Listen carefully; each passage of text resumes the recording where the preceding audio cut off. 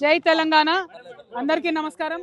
ఇవాళ రాష్ట్రంలో 26 ఫిబ్రవరి నుండి బడ్జెట్ ప్రవేశపెట్టబోతా ఉన్నారు కాబట్టి ఈ బడ్జెట్లో ఆడబిడ్డల కోసం ఏదైతే హామీలు ఇచ్చారో మహిళలకు ప్రతి నెల 2500 ఇచ్చే హామీ కావచ్చు, ఆడపిల్లలకు స్కూటీలు ఇచ్చేటటువంటి హామీ కావచ్చు, అదేవిధంగా షాదీ ముబారక్లో తులం బంగారం ఇచ్చేటటువంటి హామీ కావచ్చు, అదేవిధంగా 2000 ఉన్నటువంటి పెన్షన్ 4000 చేసే హామీ కావచ్చు, ఇంటికి ఇద్దరికి పెన్షన్లు ఇస్తామని చెప్పి కేవలం మగవాళ్ళకి ఇచ్చి కొన్ని చోట్ల ఆడవాళ్ళకి ఇవ్వకపోవడం, ఇంకా కొన్ని చోట్ల ఆడవాళ్ళకి ఇచ్చి మగవాళ్ళకి ఇవ్వకపోవడం, ఈ అన్ని హామీలకు సంబంధించి ఈ బడ్జెట్లో మీరు పద్దు ప్రవేశపెడితేనే వచ్చే సంవత్సరంలో అన్నా మీరు చేసే అవకాశం ఉంటుంది। ఇదే మీ చివరి బడ్జెట్, ఇంకా ఆ తర్వాత వచ్చే బడ్జెట్ ఎలక్షన్ బడ్జెట్ అవుతుంది కాబట్టి ప్రభుత్వానికి మేము డిమాండ్ చేస్తూ ఉన్నాం, హెచ్చరిక చేస్తూ ఉన్నాం। ఆడబిడ్డలకు మాట ఇచ్చి తప్పకండి। ఆడబిడ్డలకు ఇచ్చినటువంటి మాట ప్రకారం 2500 ప్రతి నెల ఇచ్చేటటువంటి పద్దును బడ్జెట్లో ప్రవేశపెట్టండి। మేము 26వ తారీఖు వరకు వెయిట్ చూస్తాం।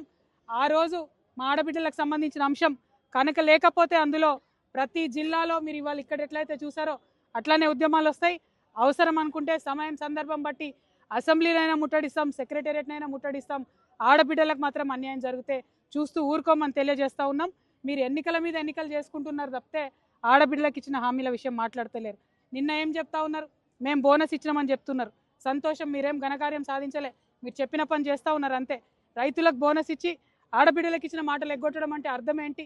అంటే ఆడబిడ్డల పట్ల ఎవరు లేరు, ఎవరు అడగరు అని ఆడబిడ్డలను అల్కగా తీసుకుంటున్నారని అర్థం। కాబట్టి అటువంటి ప్రయత్నం చేయకండి। కోటీశ్వర్లను చేస్తామని చెప్పిన మీరు కనీసం నెలకిస్తామన్న 2500 ఇవ్వమని మేము డిమాండ్ చేస్తూ ఉన్నాం। దీని మీద సంపూర్ణంగా కంటిన్యూస్గా తెలంగాణ జాగృతి పోరాడుతుందని కూడా తెలంగాణ ఆడబిడ్డలందరికీ తెలియజేస్తున్నాం। Thank you. జై తెలంగాణ। ఎన్నికలకు సంబంధించి నిన్న రఘునందన్ రావు గూడెం మైపాలంటే ఒకే కారులో పోయి ఓటేసిరు, దాని గురించి మీరు గతంలో చెప్పారు, ఇది మొదటి అడుగు అన్నారు, వాళ్ళిద్దరు కలయికకు మీరు ఒక్క దగ్గర కాదు బ్రదర్, చాలా చోట్ల కరీంనగర్లో బీఆర్ఎస్ పార్టీ హాజరవ్వలేదు, నారాయణపేటలో హాజరవ్వలేదు, అనేక చోట్ల ఈ రాష్ట్రంలో బీజేపీకి అంతర్గతంగా సహకరించి బీజేపీకి అంతో ఇంతో ఒకటో రెండో చైర్మన్లు వచ్చినాయంటే ఇలా బీఆర్ఎస్ దయతో వచ్చినాయి తప్పితే డైరెక్ట్గా రాలే। నారాయణపేటలో వైస్ చైర్మన్ జాగృతి అభ్యర్థులకు ఇస్తామంటే పైన బీఆర్ఎస్ అధిష్టానం నుండి బీజేపీ అధిష్టానం నుండి ఫోన్ వచ్చిందని చెప్పి చివరి నిమిషంలో వాళ్ళు